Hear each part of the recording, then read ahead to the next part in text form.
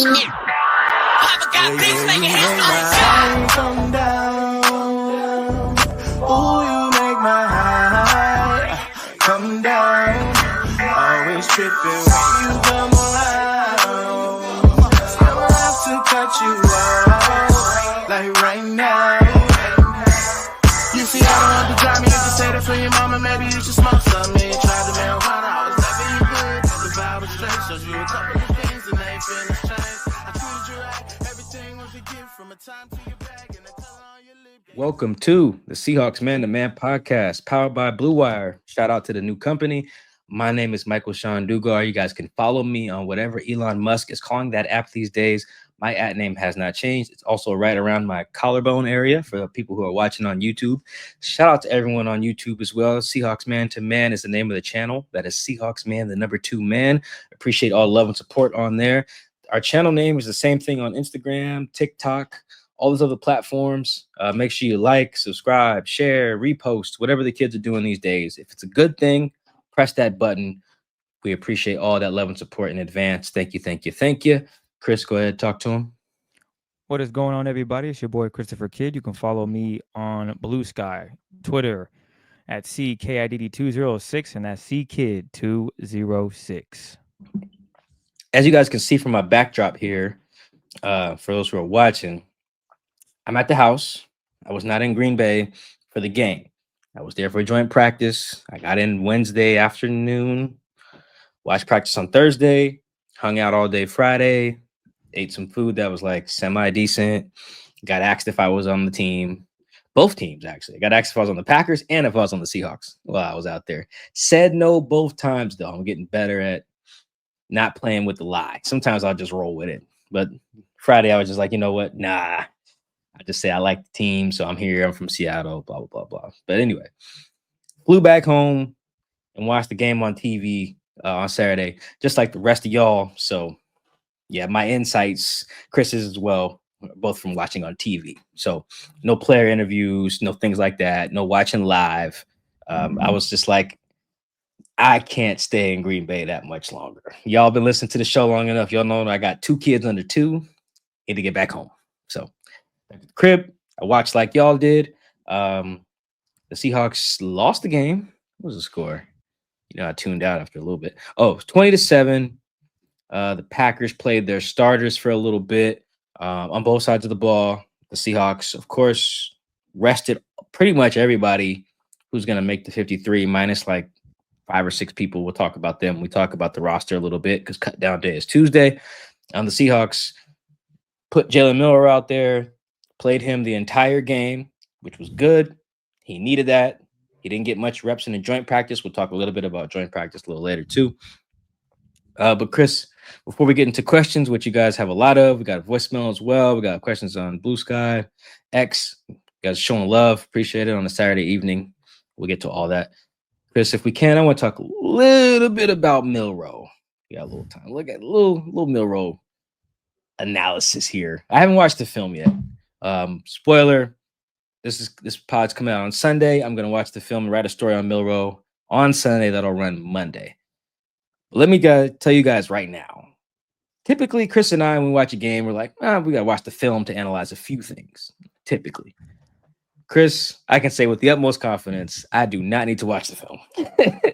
Right there with you, man. I think there was a game last season during the regular season. Actually, it was a Chicago Bears game. We both were like, yeah. I don't need to rewatch that. I think you still might have, but I know I did not rewatch it. I'm pretty sure you ended up just going back and going through it again.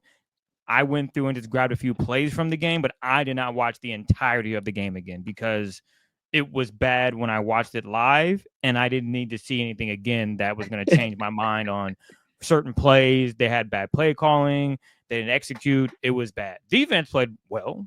I think I watched the defense again. I think I watched that in full. Got you. But yeah, there was one game where I knew for a fact that we kind of agreed in a regular season game, which we don't ever do because we always go back and watch it. But that was a game where I said, yeah, Mike, I'm sorry. You going to have to do it because, you know, your job entails you to at least know what's going on. I do a podcast with you. So I could shake away from it, and I chose not to rewatch that, and I was so happy. And then this preseason game, oh, the last one, week 3, preseason week 3. Oh boy, the Packers, man, they beat them down. I feel bad for Jaylen. So I do feel bad for Jaylen, but I don't. So let me get into that. And I think, I think with the Bears game, I watched like the first few drives. I think I watched all the third downs, and then that was it. Because it was so bad. And I was just so furious. I just flew out there. It was Christmas. I flew out on Christmas Day. Anyway, no one cares about my travel plans.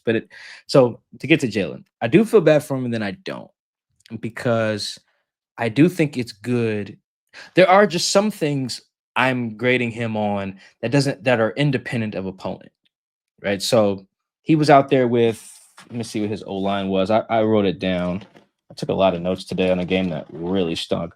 So Jalen's O line was Amari Kite, the rookie at left tackle. I think Mike Jarrell was in there at right tackle. That the international kid was the center. Sautau was in there, and then Bryce Cable, the rookie, was in there at the guard spots. And then for the most part, that was the same line all game, except Mason Richmond came in there. Looks like a few times I have 78 at center. So he was sprinkled in there. So he had like a third string O line. He had second string receivers, kind of. He had Bobo, Derek, MVS. That's essentially the second string. So he had second string receivers, third string backs, I guess. Yeah, because he didn't even have Halani. So, and that's the third guy. So he had like third and fourth string backs. So it was a mixture. He had second stringers, third stringers, fourth stringers. So yes, not good. But there were some things I was grading him on that didn't have anything to do with the opponent. Number one is the most obvious. Protect the ball. I don't care who you're playing. Hold on to the ball. How you fumble on a QB sneak? You should never do that. You should get 2 yards and fall. It was 4th and 1, and maybe it's 4th and 2. It doesn't matter. Point is, don't fumble on a QB sneak. The sack he took, holding the ball away from his body, put 2 hands on it. They drill that every day. I know that because I watched it every day. Watch the quarterbacks drill it, typically during special teams, every day. Hold on to the ball. The final play that he had, catch the snap. That don't have nothing to do. Me and Chris could have been his guards. Catch the snap. Hold on to the ball.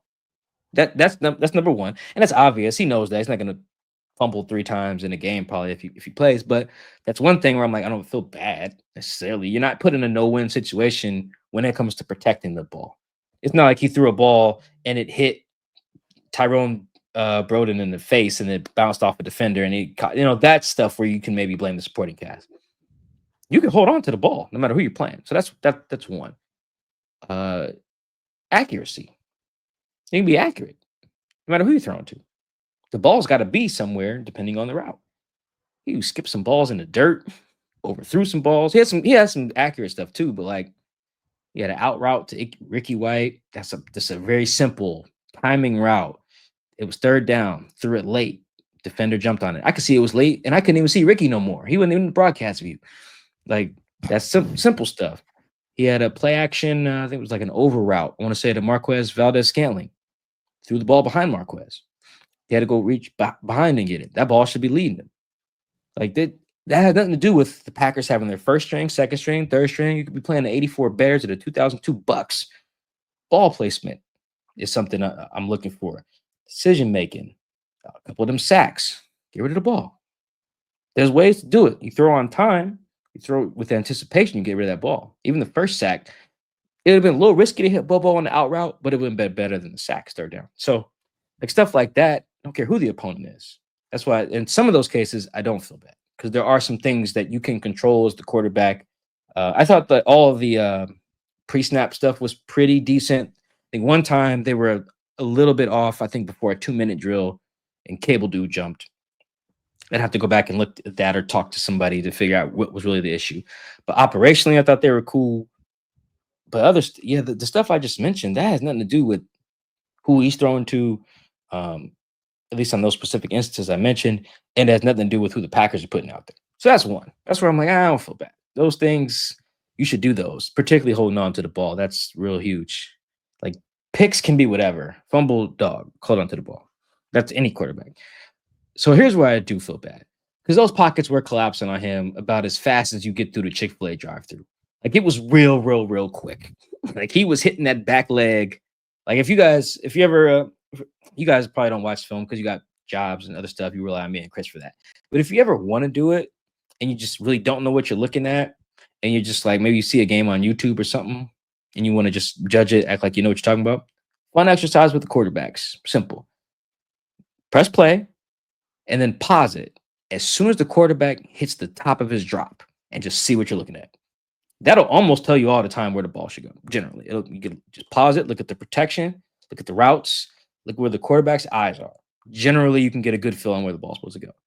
Like when Jaylen was hitting his back foot today, oh dear God, that was rough. That's where I felt bad. The other part, I felt bad. They couldn't run the ball that well. Jacardia Wright had the 61-yarder. Chris, how many yards Wright finished with, despite having a 61-yard run? Probably 11. He finished with 65 yards total for the game, despite having a 61-yard run. So they did not run the ball particularly well at all. And I do think that all the quarterbacks in this offense, Drew and Sam included, need the run game. None of them are just equipped to just really just sit back there and sling it. They're not equipped to just play action and sling it. They all need the real threat of a successful run game. So I felt bad that Sam has been able to have that. Drew has been able to have that. Jaylen has not really had that. And that's something I would expect him to have, and he couldn't have because of the supporting cast. Whether it be the running backs making wrong reads, the blocks, the wide zone stuff is really just not working with the backups at all. So there were some parts where I did feel bad. I don't feel like they threw him out there to the wolves per se, because again, there's stuff you can judge without whether they're playing the Packers starters or the Packers fourth stringers. There was stuff you could judge that he was not good at, and there was stuff you could judge where he was good at. That ball to Bobo on 3rd and 16 near the goal line, great ball, hit him right in the chest. It was I think the second read, hit him on the money. The ball to Cody White for the touchdown, good ball. A 15-yard run on that touchdown drive, good ball. Or good running. Like there was some stuff there that you can judge no matter who you're playing. But yeah, I think a lot of the stuff that you can judge independent of the opponent was rough. And that's where I'm like, if anybody really wondered, dang, Seahawks, why y'all keeping Drew Lock? Well, today was why. Today is why you keep Drew around. Because if Sam rolls his ankle tomorrow getting out of the shower, they feel far more comfortable with Drew going out there to win them a game against the Niners or whoever, Steelers. I don't know who their games are past that. But if that happens, they feel more comfortable with Drew. And anyone who's watching the games can see why. That's not a knock on Jaylen. It's just the reality. The games are on TV. We don't have to lie. So hopefully Sam's got a walk-in shower. So that scenario does not happen. Hopefully Sam does not have a bunch of stairs in his house. So there's no issues. So he doesn't have these problems. Because I don't think they're in good shape with any of their backups, but we can see why they're like, okay, Jaylen's our QB3. We got to bring him along slowly. It makes sense. Yeah, Mike, you touched on everything. And it's good that he got the opportunity to get these reps because now he can go watch the film, see where he needs to improve. You talked about him holding on to the football. Yeah, there's no reason for you to fumble on a quarterback sneak. I would love to. I mean, you could probably do it because you're a stat nerd and you are really quick with it. You could probably find out how many teams or quarterbacks have fumbled in the last 2-3 seasons on a quarterback sneak. I'm sure the number is 10% or less. It's probably insane about how many times that happens where a quarterback sneaks it and fumbles it. So it's probably real low. It's low, single digit low. Yeah. Not a good look. Obviously, that's something you're going to have to work on. And then when you get sacked, got to have two hands on the football. Obviously, he wasn't expecting the pressure, but as a quarterback, you got to have that count in your head, especially now when you're playing with backups. You kind of got to realize maybe it's a little faster, and you have a feel for the pocket, and he just doesn't have that skill set yet. And he can develop that, but just think about this. He's not going to get real live snaps for another year.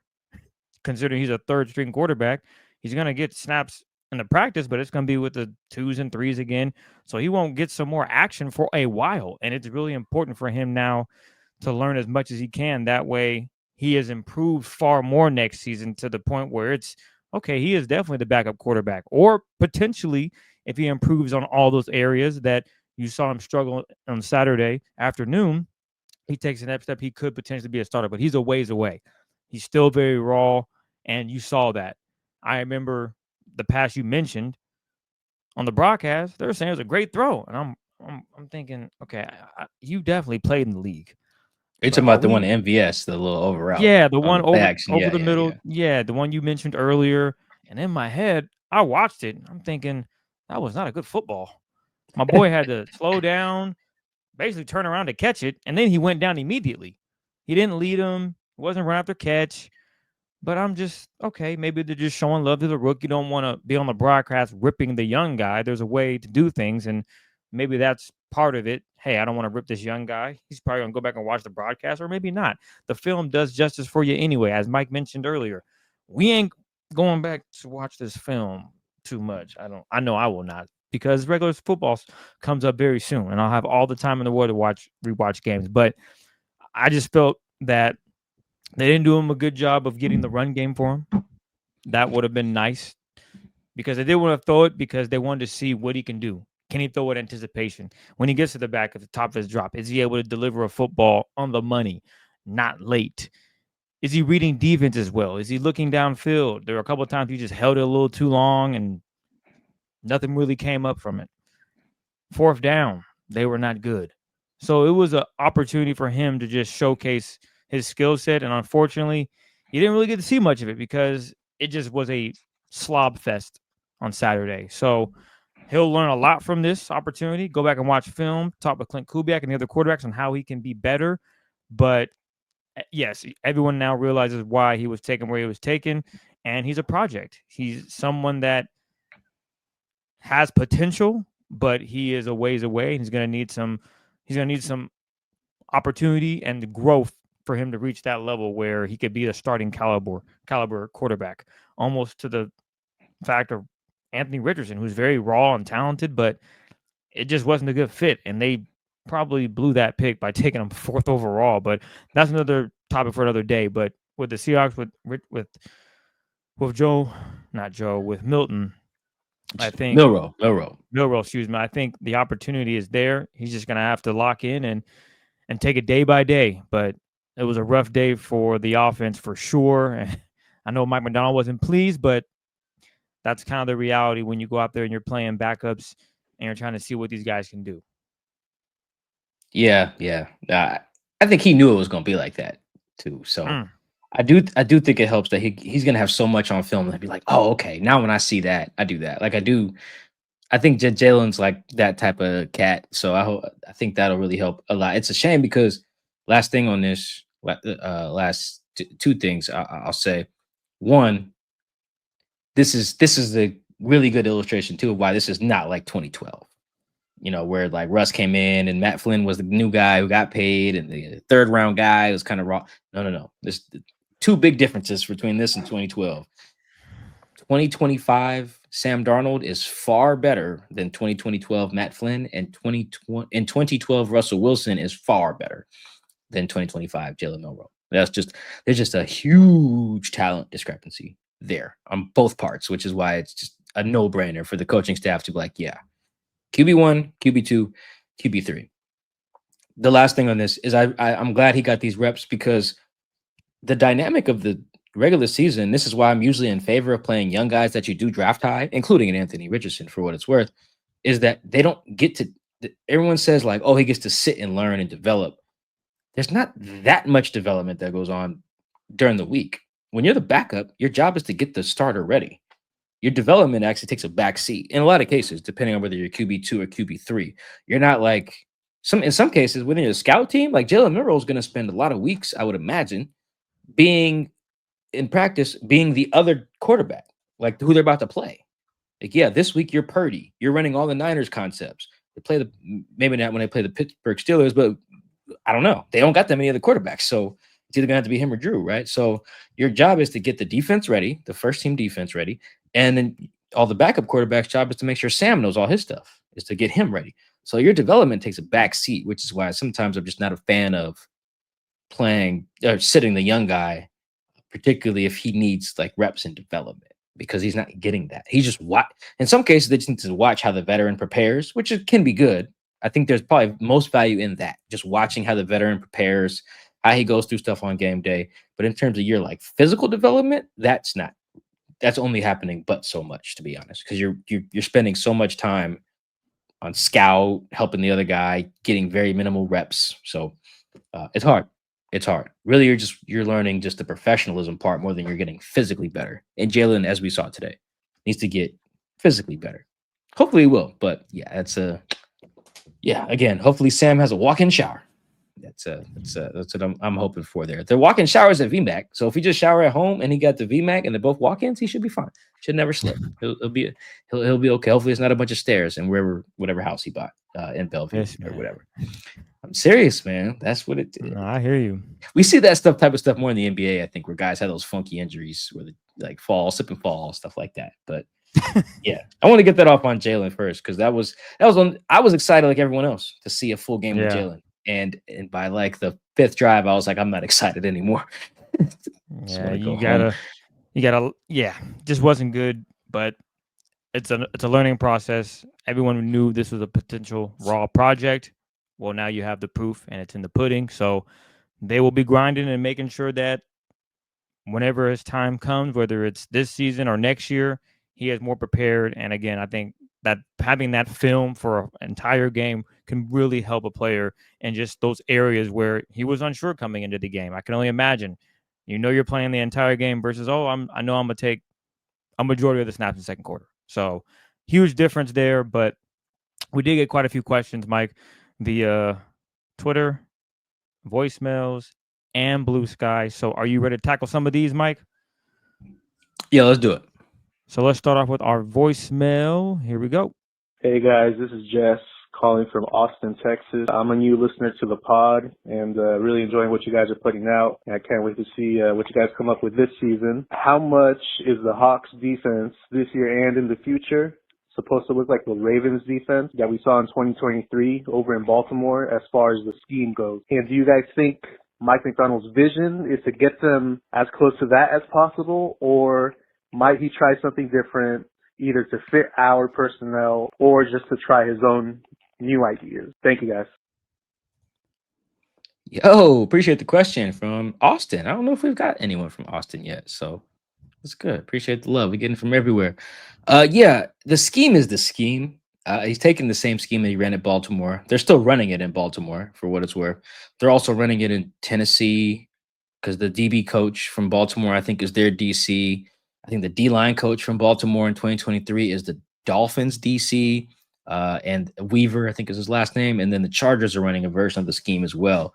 Their DC, Jesse Minter, I think, worked for Jim Harbaugh at Michigan. So I think he just followed him out to LA. So a lot of teams running the same version of the scheme. You tweak stuff based on players, so like Spoon is different than Kyle Hamilton, and Marlon Humphrey's different than Spoon, and I forget who their corners are, like Ardarius Washington, or no, that's their safety. He's different than Kobe Bryant. I actually think he might be hurt, but you get the point. Like, these guys are all, different. Nate Wiggins is different than Reek Willen. Roquan and PQ, Patrick Queen, are different than Ernest and Tyrese Knight. So it's not exactly the same, but the principles of the scheme are, yes, they're carried over. It's supposed to look a lot like that. And when I say a lot like that, I give you some examples of some things that are fundamental to the scheme. The too high safety structure that disguises what they're doing after the snap. They can be in too high, but then Kobe might rotate down and you're really in single high. Or they show too high and then Julian might rotate down, but they're in cover 3. Or they'll start in too high and then Julian will rotate down and they're in cover 1. And Julian's the whole player. Like, there's a different variations, a lot of disguising. That's a characteristic of the scheme that's going to be similar in Baltimore, Tennessee, I imagine, the Chargers, yada, yada, yada. So I think that's one characteristic you can count on. I think another one is that they try to be a little bit stickier on routes in this scheme than the Seahawks have been in the past. Instead of just dropping to your zone or whatever, they're like, okay, if he's in my zone, let me just plaster to him. And they have these rules and stuff like that so you don't get beat on double moves and stuff. But in general, they're just trying to be a lot stickier. I think Reek talked about this on Sherm's podcast. He talked about how in that playoff game against the Niners, which we've dissected on this pod quite a bit, they were just running the same routes. They were running dig routes and over routes the whole goddamn game and scored 40 points because they could not stop those guys. Reek couldn't do nothing about it. Michael Jackson couldn't do nothing about it. And Reek talked about it. Now they drive on those routes instead of just like those, because those, when you break inside against like cover 3, you're breaking away from the DB's leverage. So that DB's in a tough spot. It's hard to recover. That's why Ayuk was just butt naked open the whole goddamn playoff game. So they stay a little stickier. It's usually like they're matching the routes, is what you'll hear, like over playing match zone or, pattern match. Pattern match is probably the terminology you hear the most on like the broadcast or something like that. It's another quality. The last thing that you'll hear quite a bit, or that's the same that they're going to try to emulate from Baltimore, is a lot of simulated pressure. Instead of just, okay, Kyle Van Noy, Clowney, one of the African dudes they got, Dafe, I think, and Matabuke, got a lot of Africans over there. So instead of just having 4 rushers, okay, maybe Matabuke's come in, Clowney's come in, and Van Noy's come in, but so is Patrick Queen. And then one of the other linemen, Michael Pierce, the nose tackle, was dropping out. I think he had a pick last year on Thursday Night Football. Yeah, he did, the big dude. Like, he got a pick because he dropped out in the coverage, I believe. So they do a lot of that, where there's 4 guys rushing, but you don't know which 4. You do a lot. That's a huge thing. This is like probably the biggest characteristic, I should say. I should have started with that. But those are, we could go on and on to get real schemy, but I think, yes, the plan is for that to be all those fundamental characteristics of the scheme, along with a bunch of other things, are what Mike McDonald's trying to carry over. Being able to stop the run out of too high safety looks is huge. They play a lot of man, a lot of press man in this scheme. A lot of characteristics. So yes, Mike's trying to copy what got him this job, which makes sense. He got hired because he had the number 1 defense in the league. So when you get here, what do you try to do? Recreate what we had, made us the number 1 defense in the league. Doesn't always work. Look at Brandon Staley, right? All his defenses sucked with the Chargers, but he had the number 1 defense with the Rams. So, but he tried. He just failed. So I think, yes, Mike's trying to take everything over there, bring it over here, but then make it unique to the personnel. Because again, guys are different. Reek's a different corner. Spoon's a different player. Chena's a different player than some of the other guys he has. So you still tailor it to your guys, but overall your fundamentals and your rules and what you're trying to accomplish, the style, that's all coming from Baltimore. Yes. Let's hit up Blue Sky. This first one is from Hustle Chilson. What's the idea behind Jake Bobo returning punts? If I had to guess, Mike would have the answer for this for sure, I'd imagine. But if I had to take a guess, Jake was probably like, hey, coach, let me catch some punts. I can do it.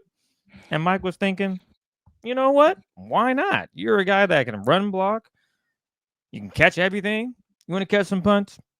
I'm fine with it. And unfortunately, he collided with his own teammate on Saturday, and that scared the hell out of a lot of people. But I would imagine Jake was probably a player that said, yeah, sign me up. I'll do some punts. I want to. Why not? I can show I can do more than just what I'm asked to do. And there's value in that. Now, everyone see a player get hurt, but from a coaching standpoint, I understand why they would want him back there, although he ain't about to take one to the house probably, but he's going to catch it, and he might get a couple of yards. And that's all you really want from your punter. You just don't want him to muff it. You want him to be able to catch it, secure it, make the right read when it's time to fair catch, when it's time not to, when it's time to let it bounce in the end zone, things of that nature. Yeah, I mean, we got a couple versions of this question, and I couldn't understand why everyone's so upset. Look, man, we love Jake Bobo on this show. We love Jake Bobo since we saw he ran a 4.9 at UCLA. Like we were early on the Bobo wave there. More Bobo. However, and Jake knows this. This is not a slight to Jake.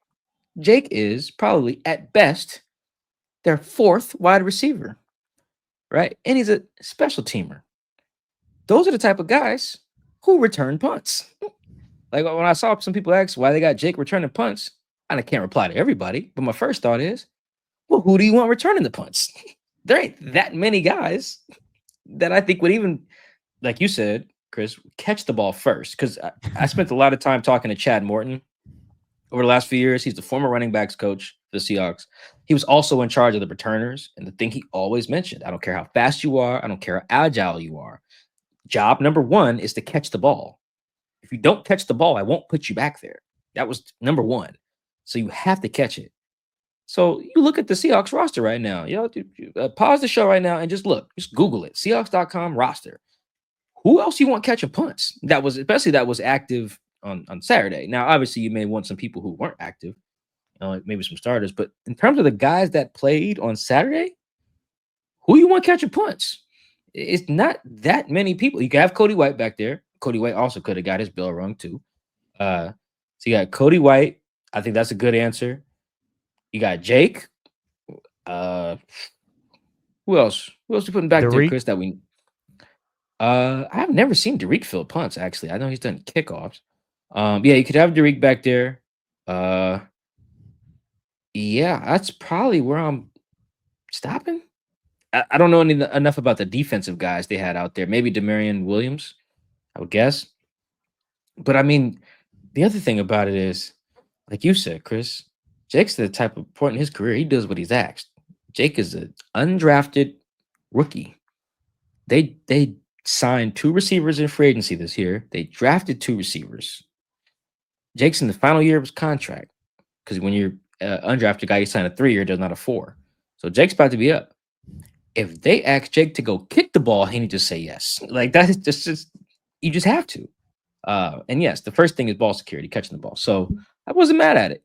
Sometimes guys get hurt. It just kind of is what it is. It's football. And having your 4th or 5th wide receiver field punts in the 3rd preseason game, I'm not really tripping off of, particularly when Toyo Horton is hurt as well, because he would be back there if he was healthy. So I'm not really mad at it. Would you like your punt return guy to also have like some long speed to take one to the house? Sure. But how many guys are taking him to the house right now? Not that many. Sky Moore took one to the house against the Seahawks, got traded.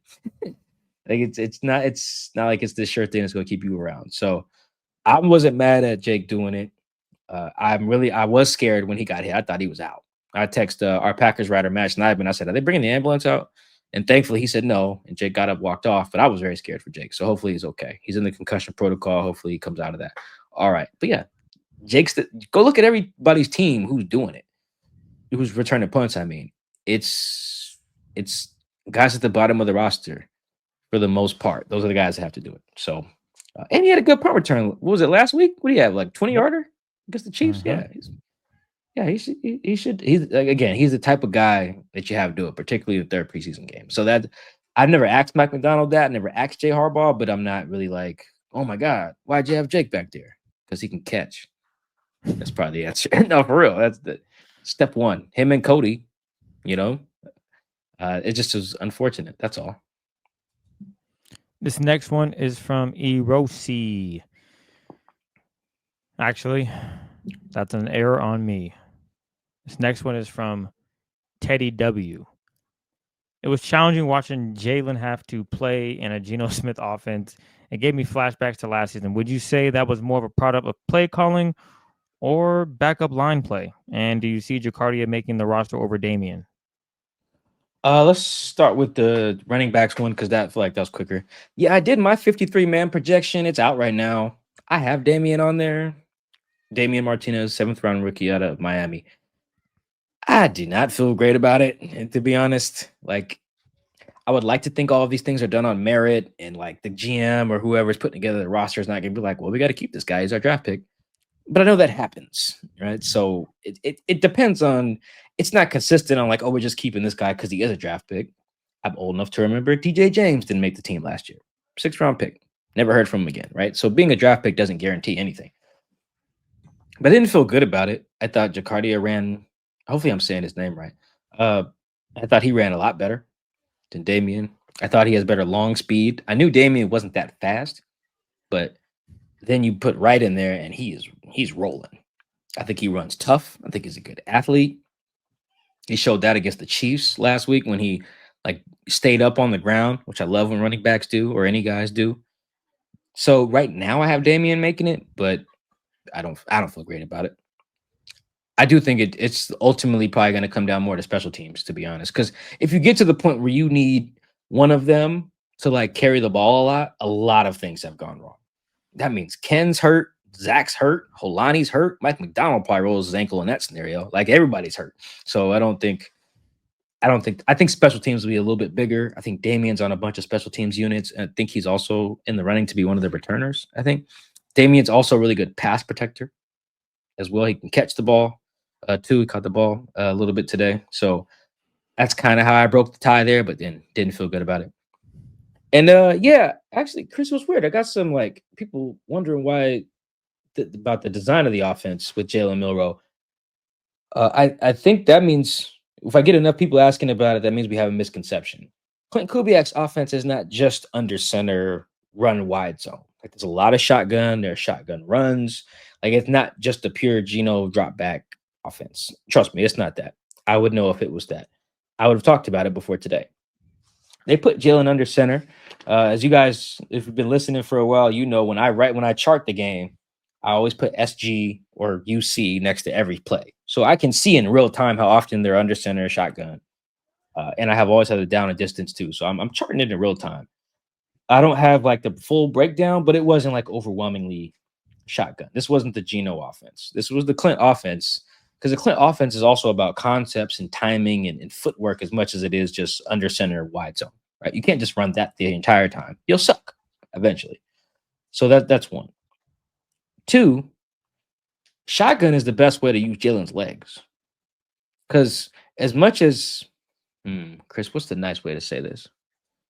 One of the reasons I was not a fan of them even drafting Jaylen, because I don't think he's a fit in this offense. I don't think he's a fit in the under center, heavy rollout, throw on the move the pocket. I don't think Jalen's best when he throws on the move. He had a ball to Derek today, was like throwing out a guy at third base. Like it was skipped in the dirt because he was throwing on the move. Like it looks like Jaylen kind of aims when he's throwing on the run. It's like almost like a guy playing darts at a bar a little bit. Whereas when he can stand there and laser it, like the touchdown to Cody, I think he's much better. But that's not all this offense is. But so I think shotgun is how you kind of maximize Jalen's legs with the zone read stuff. And I think they ran a QB counter for 15 yards out of the shotgun. Like, I think that's how you kind of use him to the best of his abilities. If you just say, oh, Jaylen, run all the under center stuff, treat you like you're Jimmy G or something, that's not just going to work. You got to get him more on the move. Yeah, just you got to get him more on the move. So I don't think it was the Geno offense. I think Clint's offense has shotgun stuff, and it got shotgun play action too, like Shotties did with Russ in 2018 and 2019. I think one of the plays today was that maybe the Cody White play on the touchdown drive. So it wasn't just the Geno stuff. I do think they should have done more zone read stuff. Maybe they just don't rep it enough, but it doesn't feel like they did that much at all until like the second half, which is funky because that's really what I would have been spamming. RPOs too. I would have done that. You got to make Jalen's offense look kind of collegey, to be honest, which is not a slight to him. Jaden Daniels' offense looked collegey for half the season last year because he was a rookie coming from college. That's fine. So yeah, I didn't think the play calling was horrendous in the designs in that way. And the last thing on this before we move on, Clint was not calling the plays on Saturday. I don't know if they mentioned that on the broadcast. I had the volume down at times. But it was the quarterback's coach, Janoko, I think that's how you say his name. He was calling the plays today. Mike does that in the preseason just to get his guys some feel for how it goes. On defense, that was the case as well. I think 4 different defensive coaches each took turns in a quarter today. I can't remember who had what. I do know Carl Scott went last. That's all I know. So he had the fourth quarter. But other than that, Mike didn't call plays today, and neither did Clint. So I wouldn't necessarily apply anything you saw today to the mindset of the 2 guys who were going to call stuff in the regular season, because neither one of those guys was running the show today. So that's important to keep in mind when looking at the defense and the offense from Saturday's game. This next one is from Eric Wall. How different do you think Millwall's performance on Saturday would have been if he played with the first string offense? That's a fun one. Yeah, it is. A lot different. I think it would have been a lot different. I think that he would have had more time in the pocket, and I think he would have trusted it a lot more. than he was today. I think receivers would have been getting open. I think that Cooper Kupp and Jackson are just so quarterback friendly that they just make your life so much easier. Joint practice, there's 2 joint practices now in a row where the other team just couldn't guard Jackson. I've only ever covered 2 joint practices, Nashville and this year. Both times, Jackson just was out there smoking it. The Titans coach last year was like, I think Jackson's the best slot receiver in the league. I remember tweeting that out once I saw it on a little transcript sheet that we get emailed to us. And I was like, oh, man, that's some high praise. And then Jackson last year led the league in slot catches and I think slot receiving yards. And then now he looks just as good. Like he's on a tear. So I do think he would have looked a little better. That said, the other stuff that I mentioned at the top of the show doesn't matter. You could be throwing a Jerry Rice and T.O. If you can't handle the snap, then it doesn't matter. If you get sacked and then you fumble the ball, that's just protecting the ball. That's number one. That's number one. That doesn't matter who you're throwing to. And I think throwing with anticipation is something that Jaylen's also got to get better at. He seems to be more of, and you can see this in his combine thing. You just go to YouTube, type in Jaylen Milroe's combine throws. It's a lot of see it, then throw it. That's dangerous in the NFL. You will be late. You will throw pick sixes. You will end up driving for Amazon. Like you just cannot live in that world and as a see it, throw it. Even if you have a strong arm like Jaylen does. Like he's very much okay. Oh, he's open? Let me rifle it in there. No, that's how you get picked. You got to be able to throw it in anticipation, even if you have a strong arm. I think a really good example of that is Tua. Tua throws blind half the damn time, which is dangerous. But you look at those little in routes he throws to Jalen Waddle and Tyreek that end up being 60-yard touchdowns because he's throwing to a spot. Hits his back leg, rips it. Jalen's got to be a little better at that. So I do think it would have been different. I think he would have just felt more comfortable in the pocket, which always helps a rookie. Being under pressure sucks. But I don't think he would have just he wouldn't have looked like he should outplay or he should be playing over Drew or Sam. Because ultimately the stuff that he struggles with and still needs to grow at is stuff that is independent of supporting cast. Timing, anticipation, accuracy, the ball that Chris mentioned that was behind MVS. Like that stuff is not shoot. MVS is a 1. It is a starter, and he threw it behind him. So yeah, I think he would have played a little better, but nothing that would have made him anything more than QB3. This next one is from Legion of Hawks. For those of us who didn't see anything from joint practice, how do you honestly assess how good the Seahawks offense and defense look against a team like the Green Bay Packers that could be a legit contender this season? Let me throw this out here just now. I know you guys don't care that much, but for people who are on social media, you're probably wondering, well, how come there's all these videos of joint practice, but Mike doesn't have any, Greg Bell doesn't have any, Bob Condotta? Because the NFL is dumb. They can invite 3,000 fans to practice and then 12 media members, and they'll take our phones or whatever, our credentials, if we post any videos past special teams. Meanwhile, fans can tape the whole goddamn thing. There's no consequences. I get why it works like that. It's just not clear to all the fans, so it looks like we're just being lazy or dumb or whatever. It's how it works. I can be standing 12 feet from something, watch it happen, tweet that it happened, and have no video. A fan can just take the video, post it, no consequences to the fan, right? So that's just kind of how the world works. So if you're wondering that, throw that out there. Also, at joint practice, the Packers setup sucks. They're like stopped from where, like, if you notice at Seahawks practice, if you guys have been, the media can walk everywhere. Like, we obviously can't just be right up on the sideline. We could pretty much stand where we want to get a good view. Boy, the Packers is like, you got to stand here. It felt like the little velvet rope at the club. Like, what you mean? You can't see nothing. It was crazy. And then I was violating the rule for half the practice on Thursday. And then some of the Packers writers got upset and snitched on us. And then, yeah, we got pulled. It was unfortunate. So I bring all that to say it was really hard to see. But in general, I'm always looking at the line of scrimmage. That's one. I can always kind of tell when that's winning or when it's not, when there's pads on. So there's that. The run game is hard to assess, but the key to it, if you ever come to a practice, is watch the refs. The refs are actually spotting the ball. So if Ken Walker could break off 40 yards, crowd cheers. But if the ref is back there 3 yards from the line of scrimmage, that was a 3-yard run. So it helps me assess the run game as well. sacks. You can always assess those when you're watching the line of scrimmage. So I didn't get to watch the Packers offense versus the Seahawks defense outside of the 2-minute drill. What I did watch was the Seahawks offense. I saw some good. I thought the run game picked up later in practice. That was really good. They were struggling early on, trying to get the perimeter stuff hidden. They figured it out. That was good. I thought Sam protected the ball pretty well until the final 2-minute drill when he just threw up a heave because he was under pressure. Thought he protected the ball good. That was good. Chris, now here's the bad. I don't think anyone could get open but Jax. that was very concerning for me. Even the touchdown Elijah Arroyo had, which is probably the best play of practice, Quay Walker's all over him. That's a great catch. And that's a catch a tight end in the NFL needs to be able to make. That's great. Kudos. But if you ask me how the other guys do getting open, it looked like it was Jax and other guys that you have to scheme open. Whereas Jackson was like, oh, okay, I don't really care who you have on me. I'm JSN. Here we go. And that makes sense. You look at the Seahawks roster, you're like, oh, well, yeah, we know Jackson's going to get open. Well, then what?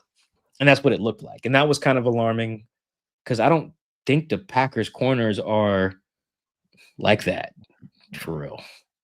Jair was like that, and he couldn't play, so because he was hurt. Yeah, so I was hoping that they were a little better. I don't even know if I saw catch a ball. I mean, maybe he did. I just, like I said, my vision was obstructed, so maybe he did. But I was alarmed by that. When I went back through my notes, I was like, ooh, this is rough. This is a lot of 11 with a check mark, which is how I do receptions. I was like, okay, 11, a lot of check marks. Everybody else, X's. It's not good.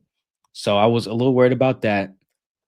Take a little bit of a grain of salt because Green Bay's field also sucks. Guys were slipping all over the place. If you see clips of Seattle's defense against Green Bay's offense, all you're noticing is guys falling all over the place, losing their footing. Spoon, J Love, Reek, everyone's falling. Ernest, that field sucked. Guys were changing cleats mid-practice. The whole thing was bad. There should be no team in Green Bay. It really shouldn't. It's just a terrible place. But yeah, I think so. I'm usually looking for like line of scrimmage, stuff like that, guys getting open, sacks, yada yada. So I was encouraged by what I saw from the offense, run game, and Jax. Everything else, I was like, oh, and Sam. Run game, Jax, Sam. Sam when he's throwing to Jax, at least. Everything else, I was like, they're playing a good team. The Packers, I think, are going to win 10 games. So I came away like, they're going to need maybe a little bit more from the run game and Jax than I thought. I thought they could maybe have some other guys who could be dangerous, but it really might be a Jax run game, Sam protect the ball, win some ugly games, 16-10, which is doable. Yeah. But I kind of expected a little more. This next one is from RG Seattle. Based on the practice and game against the Packers, where do you think the Seahawks stack up with the divisional round level football teams? Okay, let's see. Who we think who's going to be in the final? What would that be? The final 4 of the NFC? Yeah, that's a great question. Oh man, I would say, let's go to the Eagles. I think this is actually pretty easy. So Eagles, man, you think it's easy? Yeah, I think this is actually pretty easy. Yeah, I have the Eagles, the Lions, the Commanders, and the Bucks. Yeah, I think that's actually pretty simple. To be honest, I mean, maybe if you want to put, I was struggling with the Commanders, but that was a team that I was struggling with just because they have so many injuries, and yet again, here they are. So yeah, sure, that's fine. I think the Commanders will be fine. Like eventually, Terry and Jaden will pick it up. Once Terry gets back out there, I think they may start slow, but I think probably those 4. I would guess maybe honorable mention to San Fran if everyone stays out of the ambulance.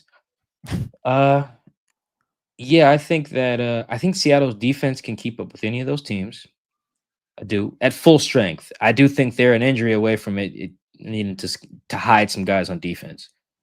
Like if they got to go out there with like Drake Thomas against any of those teams, I have to hide him. you never really know what you're gonna. Not really.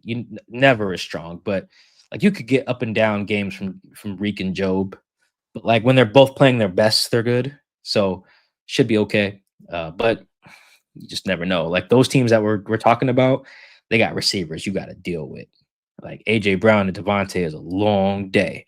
Jameson Williams and Amon Ra and Sam Laporta is a long day. So yeah, gotta worry about that a little bit. Commanders too, long day when you're playing those guys. And they'll see some of these teams too. So I think, yeah, I don't see. I think they're in like the tier. I think the tier below all of those teams we just mentioned is pretty wide. Like, let's see who's the rest of the teams. I think Tampa is going to be really good too. By the way, I just think Baker's just on fire. I do. I'm really high on Baker. Play calling, their O line's good. They run the ball now. Yeah. So I think if we go with that next tier, Chris, we're looking at like the Rams, the Packers. Who else is in that? Minnesota, I'll put maybe. the Seahawks maybe over Minnesota low key. Maybe. Uh, Maybe. That's depending on a lot. yeah, we don't know anything about JJ McCarthy. That is the question mark. It's a huge wild card. Kevin O'Connell seems to be a quarterback whisperer, I guess. Yeah, and they fixed their O-line too. So they still got the best receiving tandem, after Jordan Addison gets out of jail or whatever he's got to do for a month or whatever. So I think they're just in that next tier. And all those teams in that next tier can maybe get to the divisional round and win, like those 2019 Titans did, but I think it's one of those where a lot of things got to break your way. Maybe some special teams luck, you just catch a good matchup one day. Like I think one time with the Bucks, the year they won the Super Bowl with Brady, I think in the Packers NFC Championship game, the Packers are better than them, but I think like Kevin King sucked, and that was just all the difference. I think he gave up a Hail Mary going into the half. It's just sometimes it's just a play or two, or just one bad matchup. I think Scotty Miller caught a big touchdown. Like it was just yeah. If I'm remembering all this right, it's just like like I know Packers fans that still hate Kevin King, right? Because sometimes it's that he's their Trey Flowers in a lot of cases. So I think that they would need everything to break right to beat the teams we're talking about, and it can happen. It can happen, but right now I think even at full strength, I think they'd have a hard time going toe to toe with those guys. At home or on the road, to be very clear, but particularly on the road. If they had to go to Philly or Detroit, Pack it up. That would get nasty. Maybe not Tampa. I don't know. I haven't been there, so I don't really know that environment that well. But yeah, even like DC, it'd just be very, very, very tough. This next one is from Carlo Coleman. How are we feeling about the team's viability this season? Did preseason answer any questions you might have? And then what game are you looking forward? Are you looking at most this season? All right, you got one? I haven't even thought about that. A game that I'm looking forward, I guess, one game that I'm like, ooh, that should be a fun one. And it's really early, but I'll go with the Steelers game just because there is a strong possibility the Seahawks can start 0-2. Let's just be honest, right? But there's also a strong possibility that they're 2-0. I think, Mike, I know you mentioned there ain't going to be no mid-ground. They're either going to be really good or really bad. There probably won't be, they're right there in the middle. And could be the season right there starting. They could be 2-0. They could be 0-2. Sure, they can go 1-1, but the probability is I just don't know. I think they either are starting off 2-0 or they go 0-2. That's kind of how I see it. And going up against DK, a guy that was so, I'm trying to figure out the words here. The presence he had was so just dominating, but it never lived up to it the way you would want to in the game. But now another team is going to try to execute and use him. And Tomlin, he is excited to have this weapon. This is his weapon X. He can't wait to unveil what he has planned with Aaron Rodgers, assuming they're able to run the football and Aaron Rodgers can still play at an elite level. So that to me is the game where I'm just, ooh, this is gonna be fun. Devin Witherspoon, the guy that talks the most. You think he's gonna back down against DK? Reek Woolen. In practice, this dude's had battles. So now they're playing on opposing teams. It's just going to be fun. And I know it's week 2. It's not a week 10 game.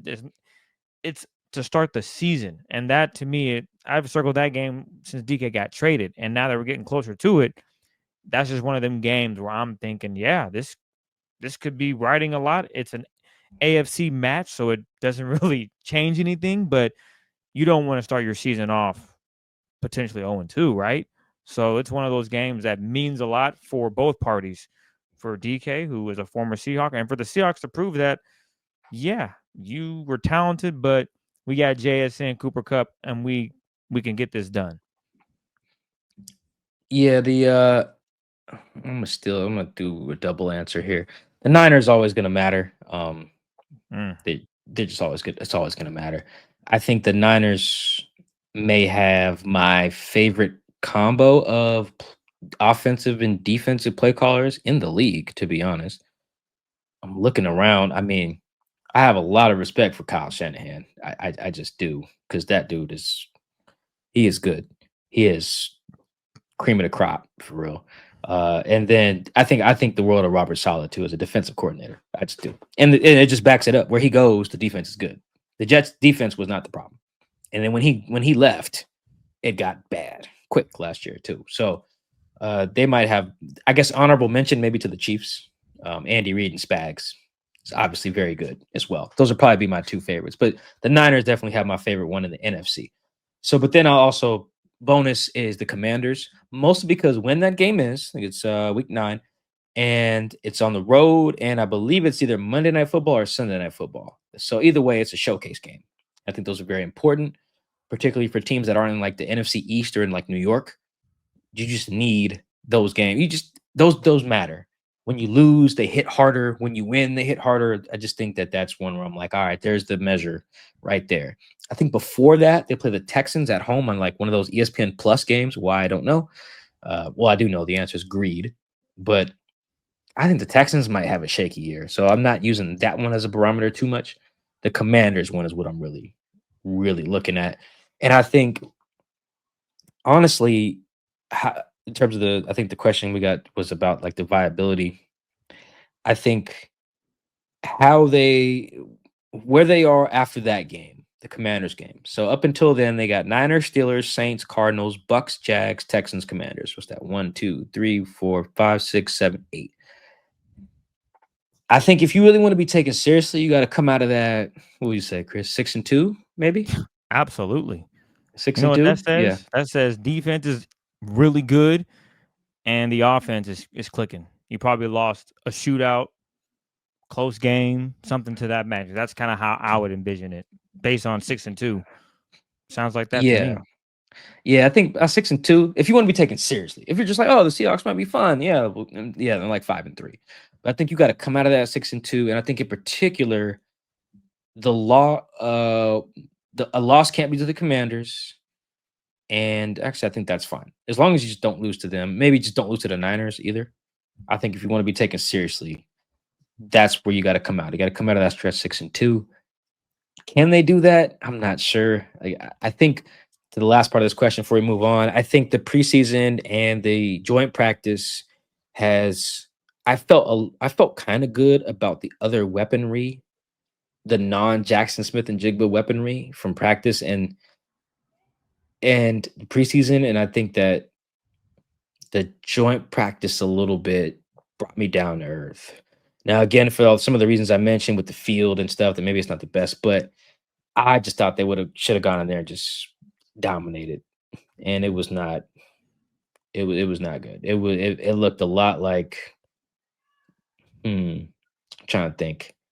It kind of gave me like a 2023 cowboyish vibe. I want to say that's the year Dak went nuts, and he gave CD like 160 targets or something wild. Their offense was very good, and I believe their running backs were Pollard and Zeke, maybe. They just had like the little two-headed monster. They ran the ball well. They put up points. CD went nuts. I think their tight end was really good, whichever one, either Shoemaker or Ferguson, which is probably going to be Seattle's setup too. But they needed a number 2. They had like Gallup or something. But it was like, okay, anybody worried about Michael Gallup or whoever it was? Brandon Cooks. You guys get what I'm saying here? It kind of felt like that. And that defense that offense lost in the first round, right? Because it had some issues, mostly on defense, but still. And that worries me a little bit. It does. I do think for this thing to really pop off, you need someone else that can not just get open when they take away when they take away Jax, but who can dominate if they take away Jax. Like the other team says, all right, number 11 not going to kill us today. Who can go for $120? Who can go for 100 and 2 tugs? Who can go for 85 and 2 tugs? That's what you need. It really is. You look at the good offense. Like if you look at the Eagles, look at like, all right, if you decide AJ Brown not going to kill us today, Devontae could burn you. Go look at the Bengals last year. If you decide Jamar Chase ain't going to kill us, he might kill you anyway because he is ridiculous. He's him. But if he doesn't, T can on any given day can just give you buckets. And we could go down and down the list. I think that was the Commanders' issue too towards the end. It's like if you just decide Terry not going to kill you, they did not have a counterpunch. So I think the Seahawks are kind of in that lane right now too, where it's like, okay, if Terry don't catch a bunch of passes, then what? That's where the Seahawks kind of are. If Jax don't go crazy, then what? And I don't like that. I don't like living in that world. They shouldn't have traded DK, but that's another. He wanted out, so that's fine. Anyway, let's go to the next one. This next one is from Abraham Newell. Since there will be 3 quarterbacks dressing on game day, how does that affect the 53? Yeah, good question. It really it tweaks it a lot, actually, because your quarterback can't do anything else. Like your third quarterback, your backup too. But you just have 2 guys doing nothing. And you think about it, already you have guys inactive. So you're only dressing, I think, like 48 guys or something, 46 or whatever, anywhere from 46 to 48. So you got 2 of those guys doing nothing else. That's it. No kickoff, no punt, no PATs. Like that does matter. So then that just affects, you need some of the other guys at the bottom of the roster, at the skill positions in particular, to be on special teams.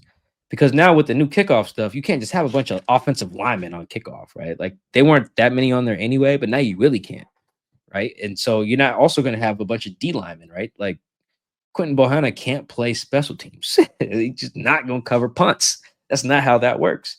So then you're basically looking at your edge rushers, your linebackers, your DBs playing special teams.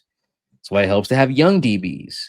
That's why you usually don't see a bunch of guys Shaq's age on covering punts because he's 30. And so all this stuff matters. That's why so many people are like, what the hell are the Cleveland Browns doing? They're talking about carrying 4 quarterbacks. That's 3 dudes doing nothing all game. They're gonna have Shador covering punts, like because the math don't add up, and this stuff does matter. John Snyder talks about this quite a bit, actually. So it's not the hugest thing in the world, but when you're starting to build your roster out, that's when you have to start making decisions. Okay, we're carrying 3 quarterbacks. All right, 2 of those guys are doing nothing. We're not putting Zach Charbonnet on kickoff and punt. We're not putting Ken Walker out there. So that means 2 of our running backs ain't doing nothing. You're not putting anyone from your starting secondary on any of your special teams. That's Job, that's Spoon, Eamon Worry. J Love plays, I think, punt coverage. But you're not putting Kobe out there. So that can't put Ernest Jones out there. You're not putting Boye, Chenna, D. See what I'm saying? See how I go down the list and you got all these guys who you don't have doing anything else but their intended position. So that's how it impacts it. It's not the end of the world, but when you're making the 53, you're like, all right, what do I do with MVS? He's wide receiver like 4, but he's 30 and he don't play special teams. But we're keeping a fullback. We're keeping 4 tight ends because we keep Brady Russell. You know what I'm saying? Like it does have ripple effects, which is why the Seahawks usually haven't done that traditionally. Keeping 3, I mean, and that's why keeping 4 is ludicrous and stupid. Only bad teams do that. So it affects it quite a bit, mostly at the bottom of the roster. But we're at the time of the year where the bottom of the roster matters. We're talking about 5th receivers and 6th receivers and 4th tight ends. All of that math factors in particularly when you get older guys. You're talking about keeping extra, corners and set and receivers and stuff like that. All this stuff matters, and keeping a third quarterback screws the math. So it's quietly a big deal, but it really is only something that matters like around now. Because once that guys start getting hurt, then it's just whatever. You're just trying to put healthy guys out there. But for now, yeah, it's a huge deal to keep a third quarterback. This next one is from Tanner. Ty Okada making the 53-man roster after Saturday's performance. Yeah, man. I think Ty. I've always had Ty on the 53. I thought he's one of those guys who I have a lot of respect for because I watch practice and I can hear him. Like you mentioned, Spoon talks a lot. Ty talks a lot too. He's probably number 2 on the team in terms of talking, like calling out plays. He's the guy who's like getting guys aligned. Where it's like, oh hey, yeah, we're in this now. Hey, alert this, alert that. Like that's Ty. I can hear him quarterbacking the defense, the backup defense, but the defense nonetheless during the week. So I can just hear his mind and I can see that how in tune he is with what the defense is supposed to be doing. And those are just guys that matter. They do. And he plays special teams and he tough as hell. So many Titans players wanted to fight Ty last year because he was crossing the line a little bit. And that's good. You want that. You need that. You need some guys like that. You can't be the guys at the top of the roster. Jake Bobo, I was talking to him after joint practice in Green Bay. He was like, I'm not no enforcer, but like, I know my place. I can't let Ken Walker be in no fights. I got to go in there and fight because I'm not as I'm not as valuable to the franchise as Ken. Let me get Ken out of there and go handle the business for Ken. He's like, that's my role around here. Ty Okada, same way. But I also just think he's tough. His ball skills are just kind of whatever. He had a great catch in the interception today. That was that was sexy stuff. Sexy stuff. The replay of it, Chris, looked like this catch that Doug made. I think against the Jags in 2013. They used to have a picture of it in the VMAC. Just beautiful, beautiful stuff. Laying out. But yeah, I think Ty's in. I think Ty also, he can play backup nickel. The role that Eamon Warry plays in Spoon, he can kind of do that too. So yeah, I like Ty. I only have him keeping 4 safeties. Ty, Nick, Kobe, J-Love. I don't think they need the other guys. Yeah, I don't think so. I think Ty is good enough. Play special teams, tough, smart. Like when John Snyder gets up there and he's like, we need guys who are smart, tough, and reliable. He's talking about Ty. He's one of those guys. Yeah. He's not like the best safety in the world, but he's yeah. I don't think it's just because he had the interception. I think it's all the stuff that I'm talking about that they're evaluating on. That one-handed grab is nice. It's great. But it's more so the down-to-down, the toughness, the run fits, the versatility, the command of the scheme, all that stuff. Yeah, I think Ty's in. This next one, we got a few more. This one is from JG. Does Christian Haynes have a future with the Seahawks?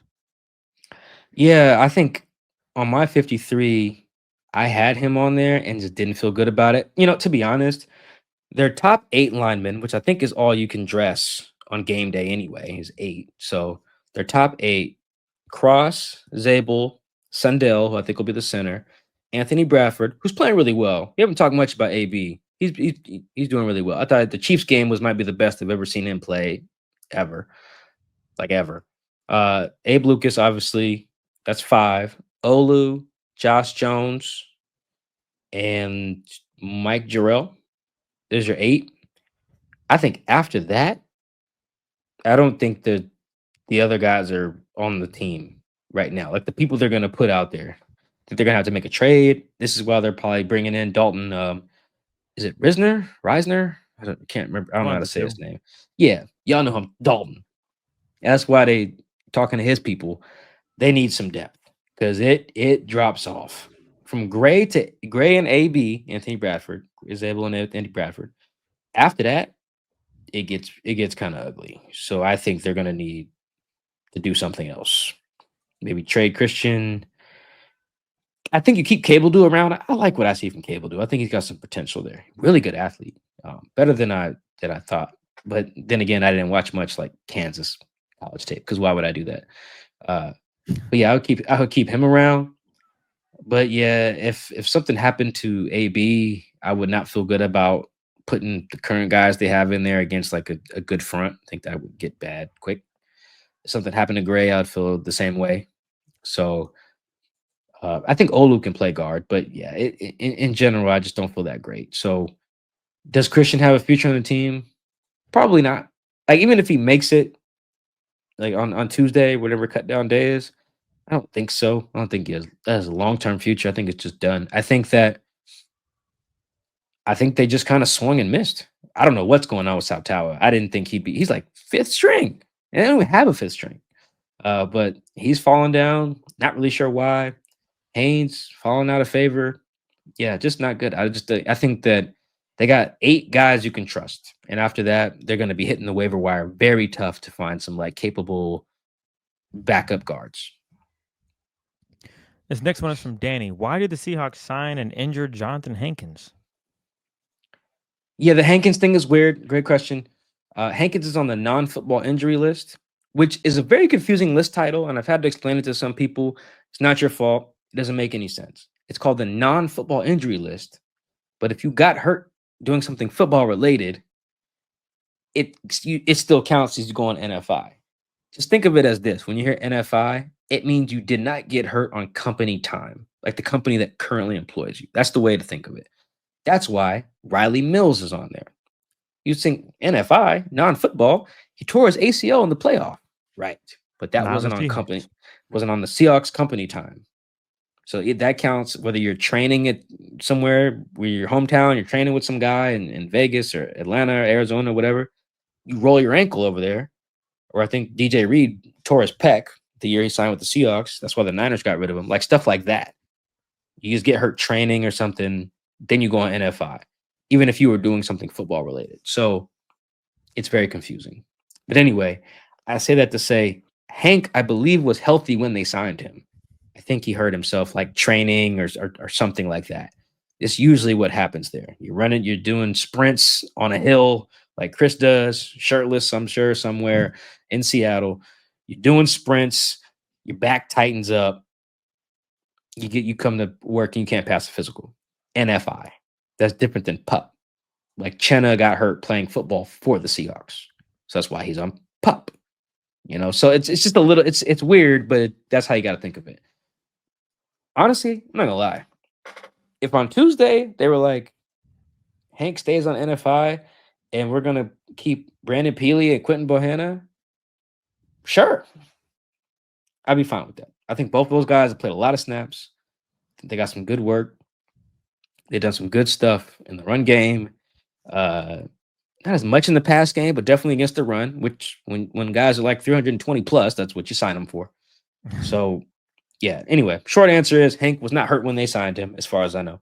Got hurt later. They don't know the extent of how hurt he is.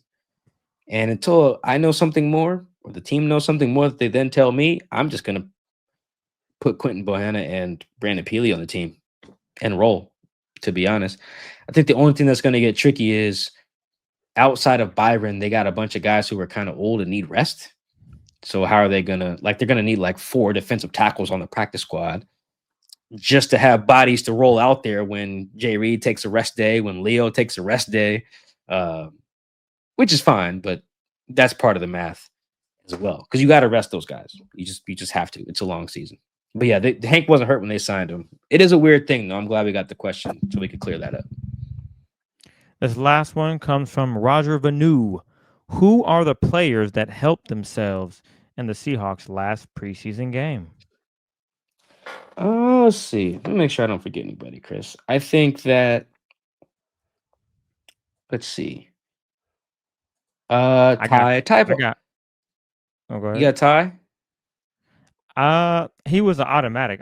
I'm with you. I didn't think Ty was ever in a situation where he wouldn't make the team because he's been so consistent, and I just think he's a good player, and I think Mike McDonald values that. So I never saw him on a bubble, but a player that a listener might be like, oh yeah, you know what, he did stand out.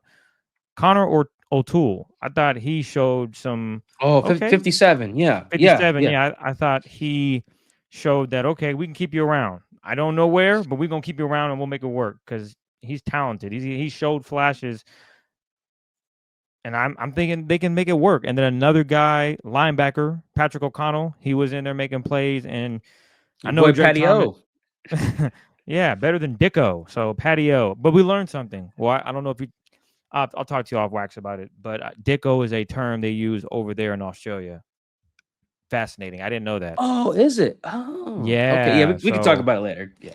but yeah. So Patrick O'Connell and Connor O'Toole. Gosh, that name is a mouthful.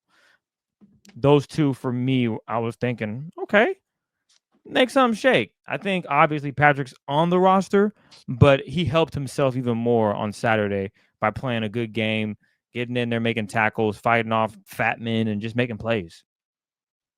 Yeah, I think the last one is a guy who has been really helping himself for quite some time now, and it's Jared Ivey, number 51. Um, Yep. he's just really, really active from a lot of spots too. What is he listed? Let me look up his weight. Because he, I think, is what Pete Carroll really loved that whole like 3 technique that could play 5 technique. Basically, inside guy who could play outside or outside who could play inside. Basically, Michael Bennett. He's been chasing that for quite some time. Since Mike B, LJ Collier, Rasheem Green, Draymond Jones, Malik McDowell. Like he keeps they poured a lot of investment into finding that. Mike Morris is that. They want Riley Mills to be that. And Jared is kind of that. Let me see. Jared Ivey. He's tall. Jesus Lord. He's a tall kid. He's 6'6". Yeah, 6'6", 274. It's the length, though, is what really helps. So he can rush from the outside because he's only 274, which is not that heavy, but he's so long and quick and strong. So he can beat guards, inside. So I think he's helped himself. I don't know if he'll make the team because Mike Morris, again, is ahead of him, but I think he helped himself quite a bit. I think he's the type of guy who a team might just pick him up and say, "Hey, Yeah. well, if the Seahawks don't want that guy, we can work with a 6'6" tweener." And I think teams that would just need a 4-3 edge rusher will just take him too, like a 3-point stance, hand in the dirt guy. I think he would fit that scheme really well, which is not Seattle's scheme. It's a little different. And then one more, it's just obvious, Cody White. And Cody White helped himself. Now, I don't think he'll make the team unless Bobo is not okay. Again, I hope he is. Cody is another one who like a bottom of like if someone just needs something at the bottom of the roster, you just go ahead and claim Cody White. Honestly, I think you give that a shot. Clearly, Cody White can play. Yeah. It's just clear. It's been clear ever since I've started watching him. It's very clear. He has great long speed. He has good hands. He's good in the open field. Saw on the punts. Like he's just good. He can return kicks. He's on coverage teams. Like he just can make plays. So the Niners could use him tomorrow probably. Like they have no receivers. They're all hurt. Yeah. The Commanders could probably use him. So those two would probably mine. Really, Jared Ivey though. I think he is. I could see a lot of 4-3 teams being like, "Yeah, you're not a tweener with us. We know exactly how we want to use you. Come on over here, be our, 4th edge rusher." I could see that because I think he's going to be a good player. You know what? I will add one more player to this list. Let me know what you think, Mike. I'll go with. I know he got called for a pass interference in the game, but go ahead and give me cornerback Demarion Williams. He showed a lot. He had a few plays where he was right there. He might not have made the play, but he allowed for others to clean it up per se. There was a screen pass that he read earlier in the game, and he blew it up and allowed for Patrick O'Connell, or it might have been Drake Thomas. One of the two made the play for, I think, maybe a 1-yard gain after him being beat. So that shows, okay, yeah, you got beat. Pass interference could have gone either way. You didn't turn your head, so I understand why the flag was thrown, but the broadcast was asking, what are you supposed to do? Well, you're not supposed to be face guarding, so there's an issue there. But the biggest thing is I liked how he responded. It's very easy to give up something, and then the rest of the game, you're just not good. It just continues a snowball effect. He gave that up, and he just turned up even more and was more aggressive and still played within the means of the defense, and he looked fine. So that's another player that I thought, okay, he helped himself despite the pass interference that he was called for. I'm not gonna lie to you, man. I'm not really high on their corners past Nehemiah. I think Oh, it I gets understand. kind of I ugly. understand. It gets But kind he of helped ugly himself. there.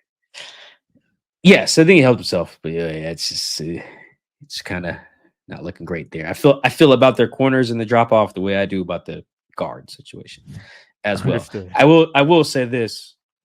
Do you know how they have like for the rules, they have like Mike Pereira for Yeah. Fox, I think, come in, and then Steve Javi. Is that no, maybe that's the NBA. Either way, they have like But the I know what you rules mean. expert. Yeah. Yeah, like they beam them in, like Zordon from the Power Rangers, right? And like, hey, what happened there? I wish this is my Jeff Van Gundy change a rule thing on top of getting rid of this virtual thing. That takes forever. It's stupid. I wish that every time that there's a situation where the corner doesn't get his head around, or a safety, whoever it is, and they say, what are they supposed to do? I wish they would cut to you at the crib so you can be like, you know what he should have done, guys? Got his head around. That is all. Back to you. That's it. I don't even want you to say nothing else. And you just the same thing every time. Because it's the same answer every time. Yeah. What is he supposed to do? Get his head around. Is it hard to get your head around? Yes. Should you? Also, yes. That's it. I want that side hustle for you. You just get beamed in. All right, now we go to Chris with what the DB should have done. Chris, still got his head around, folks. All right, back to you. Like that dude in Family Guy who they used to do like the little weather cuts too. They'd be like, hey, what's the weather? And the black guy would be like, it's raining. And then that's it. And they cut back. Yes, that's what I would like. Because it's so obvious every time. Yeah. What's he supposed to do? Is. Turn around. Turn around. Locate, at the very least, locate the ball. That's it. When you locate the ball. When you see the receiver's eyes doing this and they start looking for the ball and you can see the reaction, it's time to get jiggy and use those senses and maybe just turn your head. Just, try to see if you can get around. And the best part is they do drills. So when this happens in a live situation, you are trained to automatically like, whoop, he's looking. Oh, maybe I should look. Hell, I'm sure DBs was yelling, ball, which, it's kind of cheesy, but that's why they do those things because they want you to turn your head, flip the hips, make a play on a ball. I know it's a fade route, but there's only so many routes he can run. It's 10 yards out. He gonna run an out route, a dig, or a fade. Maybe even a curl, but those are tough to run in those type of areas. So you only got 4 routes. So unless he's Houdini out there, you really shouldn't be getting pass interference for a 10-yard route. Just saying, but yeah, at least try to locate the ball. That's it. You're not always gonna, because it's hard. Yeah, it is very hard. But you should try. Some guys just don't try. They just panic, put their hands up, jump in the air, let the ball hit him in the back of the head. It's like, no, bro, that's not it. It's not that's what you're bad DB play. That is. It's gonna get you yelled at in film every time. But anyway, yes, I want to throw that out there because I was with you. I don't hear the broadcast very often, so it's only when I'm at home that I hear it. And I was hearing some stuff. I'm like, what you mean? What's he supposed to do? Or what you mean? this, and that. But I gotta remember they're getting paid by the Seahawks, so it's different. It's different stuff. It doesn't say Seahawks on my checks, so I can say whatever I want. So was that the last one? That was the end of the questions. That was it, man. We appreciate all of you for leaving a voicemail, hitting us on Blue Sky and or Twitter X. We appreciate all the love and support, especially on TikTok, Instagram. I mean, hell, we just I think we had our most views on a video. So when you did the Robbie Oots one, we hit 8,000 views and got like a bunch of comments. My phone I was Oots. like, oh. Oots. Yeah, everyone was like, yeah, this is our guy. I was like, oh, more fullback stuff. So best believe when the regular season starts, we will probably be tag teaming on plays of the week. And I'm sure Robbie Oots will have quite a few this season. Oh, yeah. Yeah, let's make sure. I'll write down some clips for the week, too. See if we can get on this one. But, yeah, that's it. This is it till cut down day. We'll figure out what we do in this little midweek break, too, that they have. That's nice. The between the preseason and week 1. So that'll be good. Make sure you like, subscribe, repost, whatever. All the good buttons on every platform. Seahawks Man to Man. Seahawks Man, the number 2 man. TikTok, Instagram, YouTube. Follow us on Blue Sky, X, everything, Instagram. We appreciate all that love and support. Shout out my man from Austin. lost us a voicemail there. We love you, brave souls out there who leave us a voicemail. We really, really, really appreciate that. Trust me, I hate hearing my voice too. So we understand around here. So until then, appreciate you guys tapping in. We'll catch you next time. Peace.